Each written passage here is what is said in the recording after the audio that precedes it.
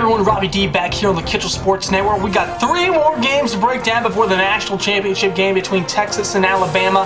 We're not going to go through all the housekeeping items. You all know that. We got 3 bowl games. GMAC Bowl, a good one in the Tostitos Fiesta Bowl, and then a good one for the Big Ten in Iowa in the Orange Bowl. Let's go ahead and get things started. GMAC Bowl, first ever meeting between Troy and Central Michigan. We move ahead early third quarter, 2:53 to go when Dan Lefevre hands off Antonio Downtown Brown. 7-yard touchdown. He did everything for them tonight. 19-17 Chips lead, but Troy, they would come back.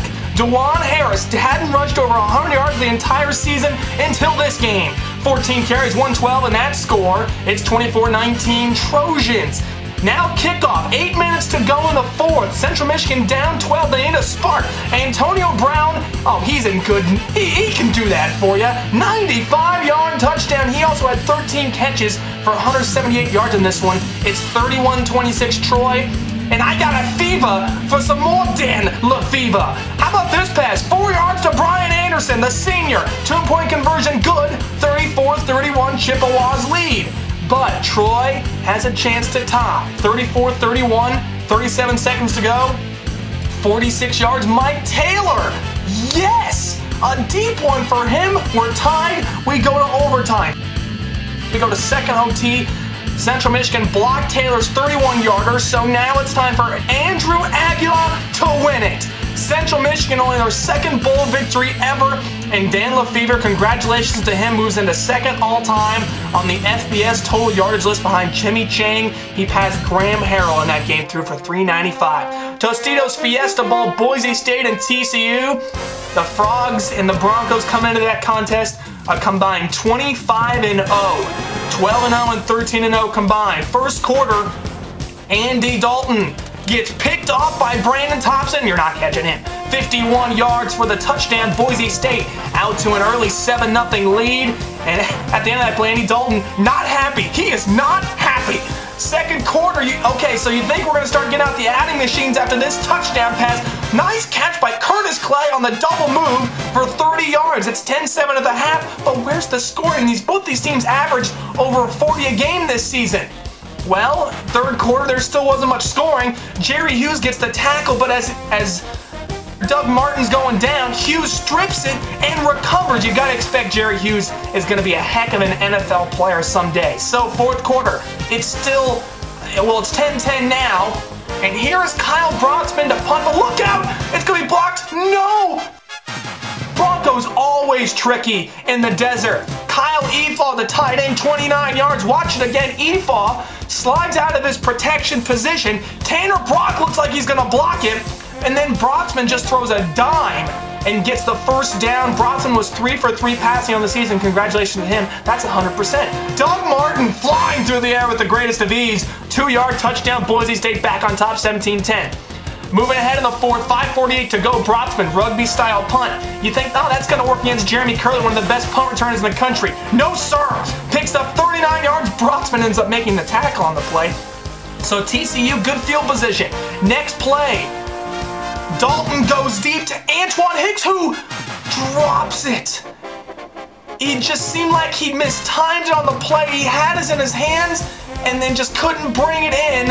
A huge break for Boise State, as that would have probably tied the game up. So, a couple plays later, 4th and 6, Dalton. You just got to give it up to that Boise State defense. They were just phenomenal the entire game here. Just couldn't find the open receiver, so Boise State gets the ball back. But 4th and 5, they have to punt it again. And this time, Broxman just booms it. And Curley, great coverage downfield by Martin and Wilson, and they get the ball down at the 1-yard line. Broxman's pumped. So TCU, we've seen miracles before. Dalton decides to go deep. It was incomplete, but pass interference called on the play. So the Horned Frogs are able to get 15 yards out of it and move the ball up past midfield. So the Frogs, they got a chance. Dalton under 35 to go. And look at this. Jeremy Curley wide open. Past the 30, first down, get out of bounds, stop the clock. So TCU keeps moving, 29 seconds to go. Just an ill-advised throw here up top across the field, and he's picked off by Winston Venable. And as if you see on the replay, Antoine Hicks, it hit right off the dome. He just had a tough fourth quarter, and Boise State, give it up to the Broncos. They finished 14-0 in the season, and they beat previously undefeated TCU, getting a little revenge from last year's Poinsettia-Bowl, 17-10 the final score. A lot of defense in this one. Like I said before, both these teams averaged 40 points per game this season. Boise State averaged 44.2, while TCU 40.7. Both are in the top 5 in the country, but the case for #1 for Boise State. You know what? Only the second team ever to go 14-0. Now they're the third team after Alabama went 14-0. They now have the second longest active win streak in the FBS at 14, and they defeated both Oregon and TCU. You know what? You got to start stepping up that schedule, but Kellen Moore will be back. He threw for 39 touchdowns and 3 interceptions this season. That's a pretty good ratio. Coldest Orange Bowl ever in Miami, Iowa, Georgia Tech. And they were talking about wind chills before the game. What are they doing with that car? The Ramblin' Wreck coming out, and there's Ricky Stanzi. Boy, what a difference he makes for this Iowa team. Going up top to Marvin McNutt on the fade route on 3rd and goal. 3-yard touchdown, 7-0. Iowa continues to move the rock around. There's Colin Sandeman this time. And again, it was Gerard Tarrant who was on coverage. Look at Sandeman, you gotta press the receiver at the line, son. You can't do that. Iowa, second touchdown in the first quarter. That's pretty good for them, 14-0. But Tarrant would have his revenge here. Jumping the rat on Daryl Johnson-Koulianis and picks it off, takes it back all the way to the end zone for a touchdown, and it's 14-7 Georgia Tech.